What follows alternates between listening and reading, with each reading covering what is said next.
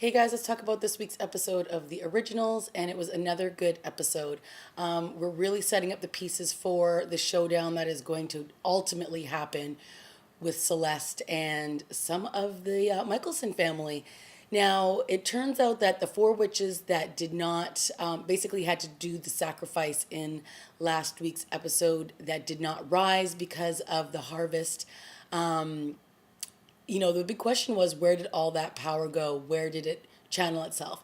And we saw, of course, the resurrection of four witches from back in the day. And one of those witches was Papatunde. And let me just say that this man was creepy and awesome all at the same time. So he pretty much was set out on this path to try to steal as much of the power from an original as he could so that he could then internalize that and use it against an original. So he was doing all these really crazy sacrifice things, and he was putting these circles on the ground and doing all this craziness. And he would put like this scar on, like a marking on the vampire's forehead. And so, what he would be able to do was, in that moment, he would be able to steal the energy from the vampires and it would turn into him, because we all know he's just a witch. And how was he going to be able to generate all this power to control or bring any kind of harm to an original? Was to channel all the energy from an original. So it was pretty cool to see what he did to Rebecca, and then ultimately what he did to Marcel, and then him trying to go up against Klaus.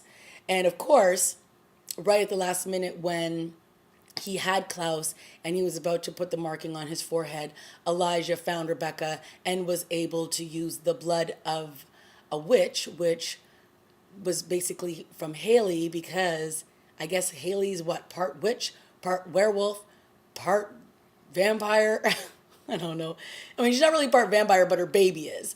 So she's got, I guess, the blood of the baby in her or whatever. So they were able to use her blood to remove some of the spell that was on the circle so that Elijah could get in and save Rebecca. So in doing so and removing her from the circle, the power shot out of Papatunde, which then meant that Klaus could, use his actual strength against him. And he kind of knocked him out. But then when he turned around, he was gone. So ultimately, what we find out is that Papatunde ended up finding a bunch of other vampires and used all the energy from them and put it into this knife. And I guess this knife is like this now supernatural force, because it's got the power and the spirits and the souls of all these vampires in it. And ultimately, Papatunde sacrificed himself last to give Celeste all this power. I mean, it was kind of sad, not sad, but I was kind of bummed that Papatunde, his threat was over so quickly, because he was quite scary and daunting as a villain, and I liked that. But I know we have at least three more witches that have risen that will cause enough drama for all the other vampires that are still in New Orleans. So the other part of this episode dealt a lot with, of course, Klaus trying to gain control of all of the vampires within New Orleans, because we all know he's king, and some of them are still not 100% on his side. So he releases Thierry from his captivity, and he brings him back into the fold, and he basically is giving his speech to all of his people, and he's like, listen, I need soldiers, and I need people who are going to fight with me, alongside me, when I ask for their help.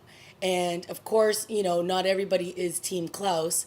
And half of them, maybe not half, but a quarter of them decide that they're going to leave and go off on their own. Where they're going to go, I have no idea. I don't know who's going to run that group of vampires. Maybe Thierry will, because Thierry was the first one to say kick rocks to Klaus, and he walked out of the room. So it'll be interesting to see what they actually do as a group. Like, are they just going to run off like a bunch of scared vampires? I have no idea. But we all know that the big threat is still out there. So they've got to kind of stick together in order to survive. And of course, Klaus was turning to Marcel for help, and Marcel was just not really interested in it at all in this episode because he's still mourning the loss of Davina.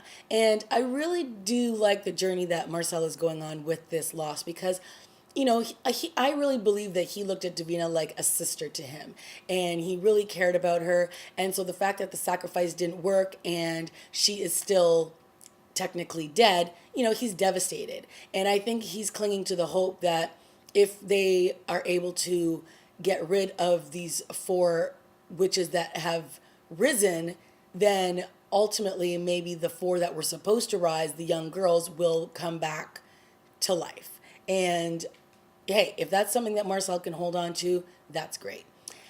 Marcel also had a couple of really good scenes with Cammy in this episode. And I was saying before that I wasn't really digging their, three-way triangle that they were trying to force with Klaus, Marcel, and Cammy. It just felt a little too forced. And I personally like the connection that Marcel has to Rebecca more so than what the show is trying to give me with Cammy. But that being said, I really did enjoy the scenes that they shared in this episode together because Cammy is fully wide-eyed now. She's full of vervain. She knows exactly what Klaus has been up to. And, she has this really great scene at the beginning with Marcel where she's like, listen, I know what's going on. You can't compel me. I'm full of vervain and I know what's been going on. And I like that Marcel's like, he's not trying to hurt her. He's just like, listen, I pretty much just am drowning my sorrows right now because he's still so upset about Davina. And then we go into some flashbacks as to who Papatunde was and why he wanted to obviously come back and kill Klaus. And because Klaus killed his sons, his two twins, and beheaded them. And so, obviously he has a vendetta against Klaus. And so we got some really good flashbacks to see just where, Papatunde came from and how he was trying to rally all of the witches together and all this, and then ultimately ended up kind of turning on them and using them and sacrificing all of them back then too. So that was kind of crazy, but it was a great flashback because we really got to see how powerful Papatunde was back in the day. But what was also very interesting in this flashback was the fact that we got some more insight into Marcel. And Marcel had just come back from the war, and he came to see Klaus and Elijah, and of course Rebecca. And at this point, Rebecca, is, angry at Marcel because he left, and I guess she was abandoned by him. And by the end of the episode and by the end of all the flashbacks, we find out that Marcel was actually the one who brought Papatunde to New Orleans because he thought if he could bring a big badass witch to New Orleans, it would scare Klaus away and Klaus would leave. That would leave the opportunity for Marcel and Rebecca to finally be together and not have to worry about Klaus ruining their relationship. And so that was a very interesting reveal. But then what ultimately happens is Rebecca tells Marcel that if you really want my brother to leave New Orleans, then you need to bring my father here, because if there is one person that my brother is afraid of, that is our father. So to find out that Rebecca and Marcel were the ones who ran the Michelsons out of New Orleans way back then was very interesting. And when Klaus finds this out, because I'm sure he will, that day is going to be crazy. Again, I really did enjoy some of the scenes between Marcel and Klaus because, they two have a very complicated relationship. That I think that they look at each other as brothers, but, they're still kind of battling the power lines. And Marcel has pretty much just surrendered control to him, and he just is not interested in being in charge right now. And he knows what can happen when things go crazy, and when Klaus doesn't get his way, he just reacts and brings more problems to the city than anything else. So that dynamic is always very intriguing and interesting to watch. And, even Klaus was like, you're going to just kind of scurry away and drink your sorrows because you lost a witch. Like, get it together. I need you as a partner, as a sidekick. And Marcel's like, whatever. So, they've got a very interesting and complicated relationship. But of course, speaking of complicated relationships, we've got Rebecca, who is still not backing down from the fact that she wants nothing to do with Klaus. And that, yes, Klaus might be in a good mood this week, but what happens when he's not in a good mood next week? She's not interested in being daggered again and stuck in a tomb for 500 years. She just wants to break free from what is going on with her brother. And of course, Elijah and her have some really great scenes. Let's face it, any scene that Elijah is in is a great scene. Whether he's batting his eyes at Haley, or he's talking to his sister Rebecca, or he's schooling Klaus, he is just always such a great presence in every scene he's in. And to me, he is my favorite out of everybody, just because he delivers it time and time again. It's very subtle. Like, he's not over the top, but he gets the point across.